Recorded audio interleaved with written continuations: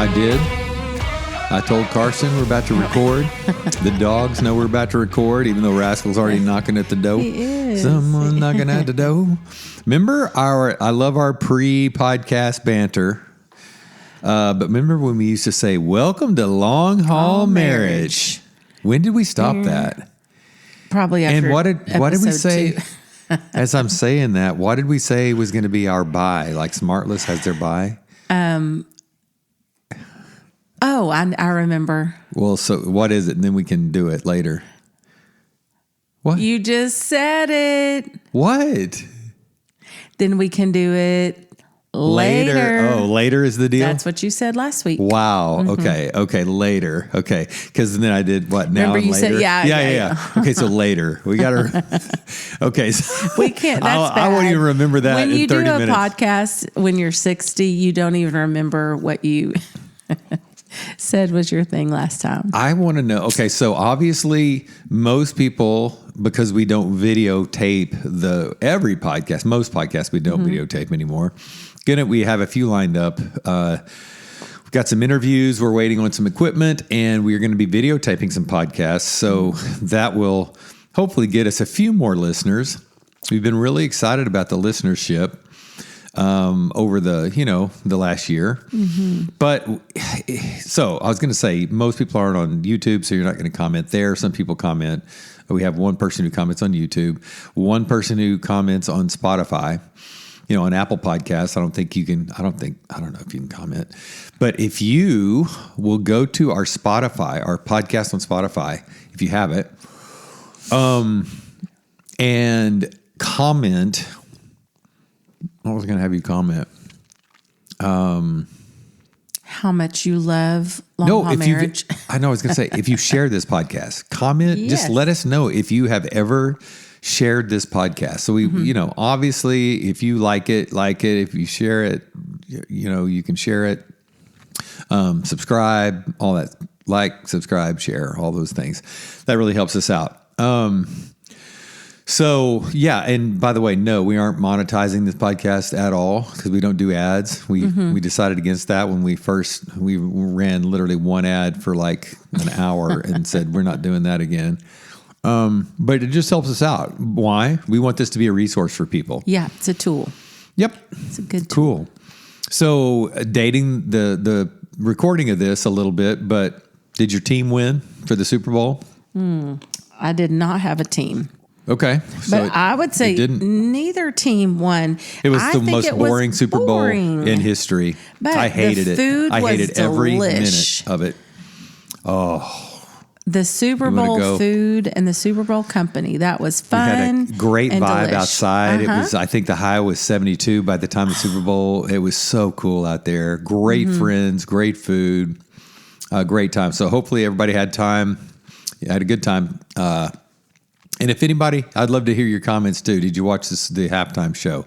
I couldn't have cared less about the halftime show. I did see someone talk about the commercials, how they thought it was just a local news guy said they were just so stupid. He hated them. And it's like nothing was funny. Nothing grabbed the attention. And no, I didn't. I mean, shoot, I had 25 people here, including our 4 grandkids. So, but it used to not be that way. There used to be some pretty good I was going to say I couldn't really judge because I didn't watch any. But the few that I saw, I'm like, yep, seen that already. It's like, where's the one? Where's the Budweiser commercial? Or where's the funny Dorito commercial? Or where's something that's going to grab your attention and be, it's hilarious or it's really cool. I'm not going to say anything. Yeah. Okay. Yeah. Boring Super Bowl.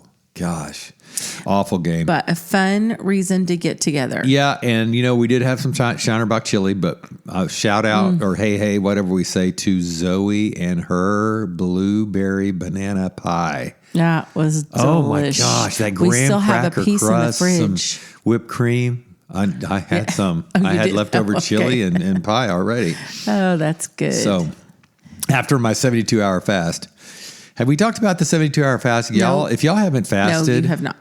Talk to your doctor. Tell your doctor. No. But yeah, you should fast. You should try it. Somebody, shout out to Larry. He, one of our supporters, and Long time listener, I bet. Maybe. Are you a listener, Larry? Anyway, he did I think he did his first 48-hour fast. Did you talk to him after? Yes, I did. Feeling good? I think he said his first one went really, really well. Okay. Maybe it was a 36. I think it was a 36-hour, which is great. Anyway, I'm going to get into deep autophagy. Why did we not hear about that until 2016? 2016? I don't know. Way to go, Nobel Prize winner. Yeah. Guy who discovered it. A lot of cleanup in the body. Anyway, but yeah, and all that got started by me talking about how I'm undoing the cleaning process that I did during the fast post Super Bowl. So let's talk about your fast real quick. Tell me how you felt. And you've done a 72-hour before. You've done a 7-day. I'm doing about one. I do usually 1 24-hour fast a week. Give or take. That's kind of what I'm trying to get into. And then a 72-hour fast once a quarter, and then once a year, a 7-day fast. And honestly, I was just telling my kids this. It seems like it's getting easier. Every one that I do just seems like it's getting a little easier. I have a pretty good time. A lot of people have really hard times doing it. It depends on your body chemistry and what your cravings are, and your body physiology, blah, blah, blah. If your, blood sugar, your glucose levels are, depleted or anyway, mine are, cause you that's what you want to do. You want to get rid of the glycogen stores in your liver and, get into ketosis and that first day, usually 24 hours, you've still got a ton of sugar in your system. But anyway, it's psychologically is the most difficult for me. And so, and I say that, when I journal and when I did the 7-day, emotionally, you're just, and I don't mean like deep emotional struggles. It's just that the emotional reward that food is, the timing, it's lunchtime or a reward system after work. Hey, what's for dinner? And then the social aspect, I'm missing out. Like, oh, wow, it's Taco Tuesday and Carson and Jamie are in there eating, without me. So that's hard. And so, so you have to mentally prepare. But once you make that decision, like I'm going to do it. And that's what I would say. Just make the commitment on the front end where there's no, let me see how I feel. Just do it. Yeah. And then I don't know, for me, it's just not that hard to not cave in. Yeah. And you'll get hungry. So here's what used to, it was day one was the hardest thing, like in the afternoon, in the evening, get hungry. Some people say it's day 2. Now I get past that first little hunger thing and really the boredom, like when you're sitting around watching Netflix at night and you just want to go circle the wagon, have a snack, and eat your second meal or whatever. Once that goes away, like I didn't get hungry day 2 and 3 this time. Just the hunger wasn't there. I do black coffee, no cream or sugar, because that's, obviously the calories and that'll break a fast. But black coffee helps me avoid the headache of the caffeine withdrawals.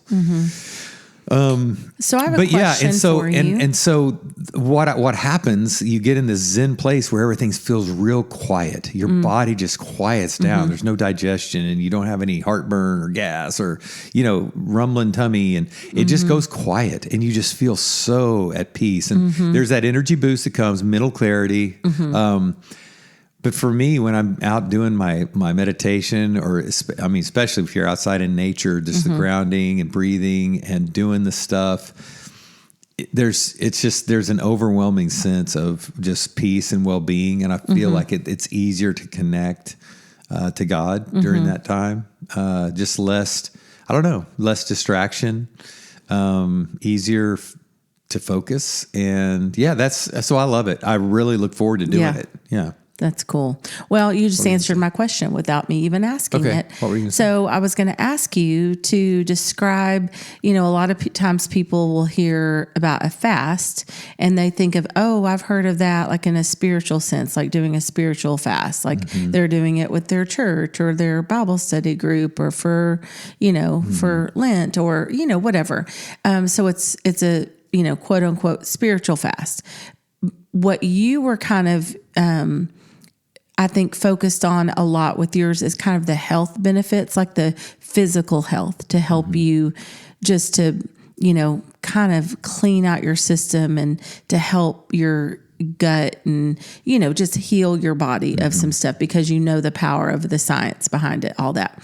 But I know we, believe that everything is spiritual or everything can be spiritual, because we're spiritual beings. And so I kind of wanted to ask you what your maybe spiritual takeaways were, because I know that has happened for you, but you kind of did that. So yeah, this whole man does not live on bread alone, but by every word that comes out of the mouth of the Father, something like that. So if you're always filling your body with bread, then maybe, the connotation there is you're maybe too full to get, or maybe there's too much noise to get to the Word of God or to the word that's trying to be given to you. Many times we're busy. And so a lot of times people say, I'm going to fast. And so when I fast from food, then I'm going to replace it with prayer or meditation, or I'm going to read the Word. This stuff naturally happens when you dial down again, why does your body not go into healing mode? Because you've got excess. You've got to get rid of the excess, and you're not starving. My body has plenty of fat, trust me. And it eats well on the fat. It starts converting that to energy. And so there's something about that in the spiritual realm as well. What's inside of you that will get recycled, restored, regenerated, like stuff that's there, but it's never accessed because it's just covered up with noise and with busyness. And so when you get down to it, then you're dealing with it and you get to access it and do business with it. And it's interesting what happens. Yeah. It's interesting the sleep you have, the dreams you have. So physiologically, it's like you don't even have to try that part. Yeah. So you're exactly right. Everything is spiritual, and you can't separate them. And so when you don't have to try to make it a spiritual thing when you fast. It just is one. Yeah. And all that started with me eating like crap at the Super Bowl party and the day after. But it's supposedly, you're getting rid of stuff that's growing inside you that's not good, and I've heard you can eradicate lots of disease by fasting. Even, supposedly with these 40-day fasts, that's very, very good for you. Oh my goodness. Can you imagine? No, anyway. I cannot. Well, so, awesome. What, do you have anything else you want to talk about? Well, what that led me to think about was that you and I have been, you've kind of pulled me over to your side of loving the show Alone. Man. And that made me think about when we were talking about the fast and all that, they go out to the wilderness all by themselves and have to, live off the land and hunt and fish for their food and all that. So they're fasting just because they don't have access to food or they're having trouble finding it or whatever. But it's interesting to see the revelations they have, just like what you said, kind of the spiritual awakenings and revelations that they have, that I think every one of them has been very shocked and surprised. Like, I had no idea this would happen when I was coming out here. And some of them, we watched one this last week that was so uncomfy with those feelings that were rising up in it. And you can't distract yourself with anything. There's no phone, there's no people, there's like not much food, and there's just not a lot of, there's not a lot of anything. And so if I remember right, he like tapped out because he was like, I'm done with feeling these feelings and I need to go back home. I think he actually was like, I need to see my family and make some amends and do some things, And but one of the guys, it's interesting. And one of the guys that was missing his family, and he said, I realized he thought it was actually a good thing that he stuffed his feelings and didn't feel him. And he was teaching his young son. Yeah. And I don't know why I would say 5-year-old, but maybe that's the age, but anyway, young son, not to feel his emotions. And he realized, he goes, maybe, and of course there's all these maybes, maybe it's not such a bad thing, and maybe this is good. And by the end he was saying, I'm going to be more vulnerable. I'm going to feel my feelings and I'm going to share them, and I'm going to teach my son to do that it's okay. And I thought right there, and he's on his way home, I'm like, dude, that was worth more than $500,000. That's priceless. Yeah.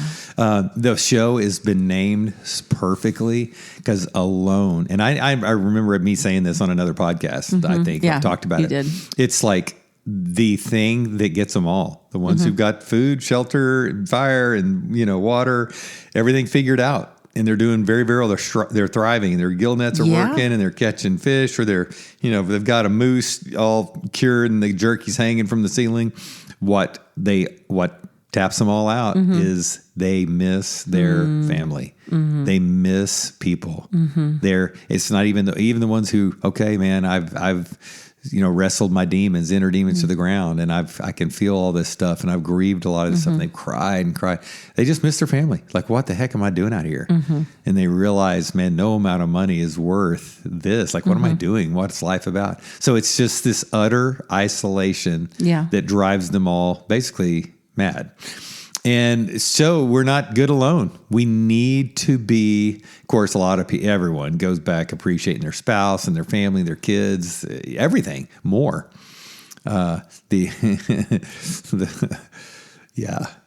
was just thinking of that movie Castaway when Tom that was Hanks. such a cool thing when he's back and he looks and he's like that ice cube, is sitting there, and he just gives it that look like, wow, that'd be nice. It's just the luxury of an ice cube. Yeah. So we talked to a couple last week, and I want to talk about this because of the heaviness, whether it's just all the stuff that's on social media, in politics, what's happening around the world, whether it's the Epstein files release and what's happening, what's not happening, all the stuff around, Charlie Kirk and the world threats of World War III and what's happening there. And I mean, ICE, all the stuff. And so because of that, and because, again, we're all addicts and we're all on our phones, so everyone's seeing it. Your algorithm is feeding you something. My algorithm is feeding me mine. So you've got that working possibly and most likely to divide. Then you've got the way you process that stuff. There's people that I just heard on a podcast, people talking about how maybe the boomers just kind of ignore it. Like, I can't know this, or the world was a certain way for so long, and I just, it's going to be okay, or whatever. Maybe dismisses it, ignores it, maybe buries their head in the sand. The young ones just like, Gen Zers, like, of course it's this way. You kidding me? Just kind of cynical and hopeless. Like, there's nothing we can do about it. And that's the way it is. And then there's maybe the in between that just feel rage, just like their utter rage. And so anyway, so we all process that. We're grieving differently. And if you're sad, you're mad, you're scared. And so then there's a man I was talking to, and he was talking about how he wants to be heard. He's got all this stuff and he wants to process it with his spouse. And man, she's out. And she may be in for a minute, but then she's like, she gets on his tirade, quote unquote, or his soapbox, or it's like, man, dude, I've heard it. Like, give it a rest. Well, the more she kind of rolls her eyes and dismisses and give it a rest, well, then the more he keeps it going. And in the end, got to understand this. And then he doesn't feel heard. He doesn't feel understood. He doesn't feel known. And he said he feels very disrespected. Well, some of the eye rolls and the disgust or disdain is like, dude, I've heard it. Like, give it a rest, man. And she starts to equate then everything he is with that, his thoughts on that, or his perspective, or just, man, the fact that he's just like going to town. So we are very different with this stuff as well, you and I. And so when you hear, so at the end of the day, I said, man, here's what I'm here for. If you need to download on some of this stuff, I'm more like you. I think about this stuff. I analyze it. I want to talk about it. I want to debate it. At least, just not, and again, it's not even burying your head in the sand in a like denial way. It's just man, I know where I can go if I start looking at this stuff. It could be a really, really bad place and it'll take me under. And so I'm choosing just not to look at it for hours a day or to talk about it.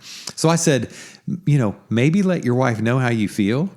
and just give it a rest. Just cut it off a lot earlier, because I see when he keeps going, going, because he's wanting to be heard and understood, that's when it just bugs the crap out of her. So I said, talk to a buddy. That's why you need a guy who's built more like you, and share with them. Call me, kind of thing. So I gave him that advice, but then there's going to be that disconnect. So now he's going to talk about all that stuff with a buddy, and he doesn't share his heart with her. And so and now she's like, okay, he's easier to live with because I don't have to listen to that crap all the time. So talk about that intimacy, right? Intimacy that's built when you're sharing, but when you're not built the same way. So again, I know you have some thoughts about this, because this has cost us with theology, maybe with what's going on in the world. And not that I'm so into quote politics, but you don't have to be into quote politics to be concerned about what's happening in our world, because and we know way too much, and we don't know what we don't know, and we don't even know if what we know is true because of social media. Right. So it's just a big old mess, and people are grieving. There's I had a great talk with Carson and Sarah about that recently, the whole thing. Yeah. So I'd like to hear from you. Did I give the man good advice, or is that gonna help their marriage? Is it gonna hurt their marriage? They're gonna drift apart? I think it's all in your heart for your spouse. How do you see them? So I think you and I have an awareness of our differences, but it's what we talk to a lot of couples about, that whole viva la différence, and just like really in appreciating the differences, not just tolerating, but appreciating them, instead of feeling like, oh God, here he goes again, or whatever you were saying that maybe this other person feels, it's more just saying, man, I'm so thankful that he's wired that way, and I'm not wired that way, but it's a two-way street. Like, you appreciate. Well, how can you get to that gratitude if I'm bugging you, though? If it's just driving you in the ground. What I'm saying is you have. I know I've learned to throttle. You have to have a paradigm shift. So with you walking through this with this couple, saying, "Hey, this is Jamie and I," and you don't have to live your marriage going, "I can't stand this person," or "They're so weird," or "They're so different," "They're so wrong." They're not. They're just wired differently than you. And that can be a really great thing. If you had two people in a marriage that their heads were, let's say, if my head was, I know what's going on, but I don't get, all wrapped up in it. I don't spend a lot of time reading about it and researching. And I may say this, and there may be some people like, well, you need to. Right. You don't even get it, girl. They get upset. Like, wake up. Yeah. And asleep. so I get that when you're super passionate about something and someone else is not. That can drive you crazy. And I can see where he would want to chase her around and go, but you don't get it. This is important. You need to pay attention to this. If he yells loud enough or follows her around enough or shows her enough proof, maybe she will change to be like him, which is very, very doubtful. And almost like if she's not wanting to engage in the conversation, then, and like you said, well, you need to, that she's taking it less seriously, or it doesn't matter as much to her. And that's just not the truth. It can, again, we're wired so differently. I picture the yin and the yang. If I really do believe there is a beautiful aspect to opposites attract, and to two people being so different in a marriage, which that can drive you apart, that can cause you to divorce, that can cause you to hate each other, to, dislike each other, whatever. Or you can say, no, there's a reason, there's a purpose behind us being different. Imagine if everything that you're passionate about, if I was equally as passionate about that, it would be mayhem around this house. Someone has to be the one that is a little bit more What, level-headed, kind of calm? and just Wait, which one are you? just a little bit bringing the calm to the storm. And but you know what? I don't like, not to talk down to people who males who are like me, who they're the ones that don't get riled up about stuff. I know that I can appreciate being married to someone who's very passionate, who's very vocal, who is kind of up on all the stuff that's happening. And honestly, you're one of my best sources. But you know how to tell me just enough to kind of keep me up on what's going on because I also have this kind of maybe predisposition to, if I start diving in too deep, I can go down fast. Yeah. I can be just I've learned that. So crushed. I give by you the some weight headlines of it. but even then you can't even give you even the headlines. Yeah. Nowadays.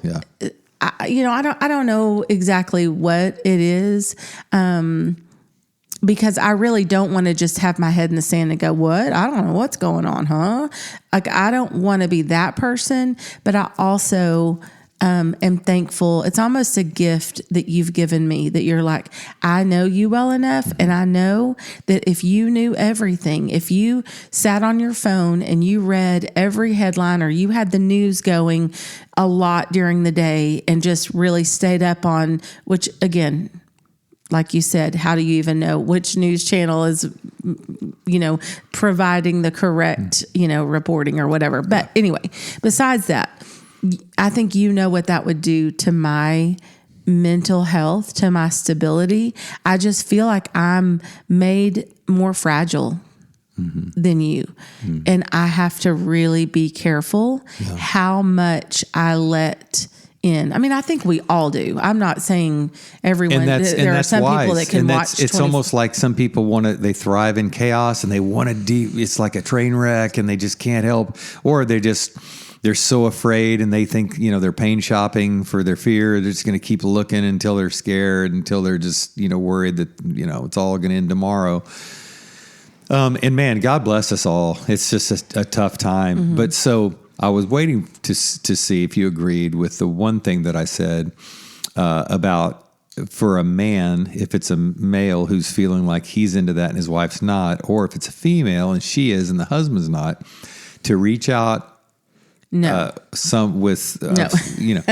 to someone of the same sex. So when I said get another dude, so I have 3 men in my life. So if I'm just going nutso and I've got to share, if I'm going to just explode and you don't want to hear it, or can't hear it, or I'm protecting you from hearing it, I'm going to call one of the 3 guys and we're going to talk. We're going to get together, and that's a lifeline for me. But if you do not dare. Just listen to me, married couples. Do not dare start to share things that are so emotionally charged, or you're passionate about, or you're worried about, or you're upset about, or the cause, the bandwagon, and the stuff that you're supporting or jumping on with a member of the opposite sex. Because then all of a sudden, she gets me. She understands me. Man, he listens to me. He appreciates my voice. You are inviting fire into your lap. And if you think you're not going to get burned, you are an idiot. I'm just going to say it. So don't fall into that trap. I mean, it's because we are different, but thank you, Jamie. Appreciate the difference of your spouse. Appreciate the yin and the yang. Don't go looking for someone like you, especially someone that either you have a previous relationship with and they reached out online, or somebody at work that you think just gets you. You're messing with fire, and it's not good. So, but I think that was great advice that you gave them. You. And another young couple that we talked to this last week, and he shared that it was one of the questions on the Prepare and Enrich, but that he felt like all through their marriage that he didn't need any other friendships. She'll be all I ever need, and she was like, disagree. I'm going to need other friendships. He was like, No, agree. I will not need any other. You're all I'll ever need for him. Yeah. And so I get that as a super young couple, Right. but I think you shared this in so many words with him. But I'm like, dude, wait till some life begins to, like hit you hard. You're gonna need another dude to talk. We're built different, and. You need friendship, and especially not just like go find any old guy. Like you're going to find your friend that gets you, and y'all are, you're drawn to the same stuff. Yeah. You have some things in common, but that is so, so important. Yeah. And I'm thankful that you have those friends in your life. And I think everybody, girls, you need girlfriends, and guys, you need guy friends. And that doesn't mean you're going to spend, even time every single week with them. Maybe you go a while, but maybe text or a phone call or meet up for breakfast or something like that. But you need it. Yeah. And you said, like you're going to live some life. And I would actually say, and you're right. Like you're going to need it. I would say early on is when most young men have tons of like, drinking buddies, golfing buddies, they've got their hobbies or whatever. And we're going to go play golf and we're going to go hunting together or fishing and whatever. And then that can start to drop off, and men tend to isolate and have fewer friends the older they get. But even in the early days, it sounds good. Like for me, and it's true. I would say it's true. I would rather be with you than like anybody, as far as just hanging out and going to do things. I want to share things with you. And so to say you're my best friend, that is the truth, but you're not a dude. And so I need dudes who speak dude, and you need chicks who speak chick. We need our guy time and our girl time. You just have to, because you're not going to be understood at that level, no matter what kind of best friend you are, what kind of soulmate and what kind of intimacy. There are those times where you just can't fill that void of another male. And same thing for women. I have a lot of words that I want to, talk about all the flowery details. Ooh, I hear you on that Marco Polo. Good night. The details of our day, and just, so many things that I know you deeply care about me and you care about what I care about, but you really honestly don't want all those details. And so I need girlfriends who I can share that kind of stuff with, and not chase you around the house. Like, listen, you've got to care about all these details that I'm telling you. You're like, I don't care how loud you say it. You're not going to make me care about the details of this party coming up, or whatever that I'm planning, whatever it is. And so it's really, really important to have those and to nurture those. And you do have to work on it. You've got to sometimes be the one to say, hey, you want to go grab coffee sometime, or, whatever. It was refreshing hearing these, kids in their mid-20s, friends with Carson last night, a bunch of them sharing about, just very wisely and self-aware about how social media, is more isolating, and it's this. Everybody thinks they're more connected, and this one, young man last night said, "But you're not. It's just it's." I use the word counterfeit. Just it's artificial. It's not real. It's you think you are, but you're totally alone. When you're social, doom scrolling, and so yeah, it's really important to. Be present, put down your phone, and plug in with other people. That's the answer to anything, right? Just to be where your feet are and put the phone down and just check it out. I heard today Andrew Huberman talking about on a podcast, talking about how he puts his phone in a lock box for several hours during the day. And it's hard. It's uncomfortable because you just realize how many times you want to look at it. Pick it up. You go order, a coffee and just standing there and literally you've got a minute to wait on your coffee or whatever. And what do? You pull out your phone and look at it, Anyway, so many reasons why. I'm not going to go in and copy the podcast that I heard. So yeah, everybody, I would say this is such a common deal. And I just want to acknowledge the maybe it's not an elephant in the room. I just want to acknowledge how hard it is right now. This is heavy. Mm-hmm. It's for a lot of people. It's just disheartening. It's disgusting. Mm-hmm. It's scary. Mm-hmm. People are disillusioned. They're disenfranchised. They're hopeless. We just want, we want to help you stay present. And by that, I mean, love the people in your life. Mm-hmm. Be present today. Don't get off into the 5 years from now or 5 days from now. You can't. You have to stay present and love the people that you're with and receive love from them. The more you can do that, the better off you're going to be. Mm-hmm. But people are struggling, and we know it makes you, obviously, it can be a huge point of contention or tension in your marriage with your spouse. So if you need to talk through that with anybody, we're here. We are in it with you for the long haul. And not alone. You're not alone. Not alone. Ooh. Wow. I think that was a good reference. And, the people who win that show? Yes. It's the people who tap out later than anybody else. That was so awkward.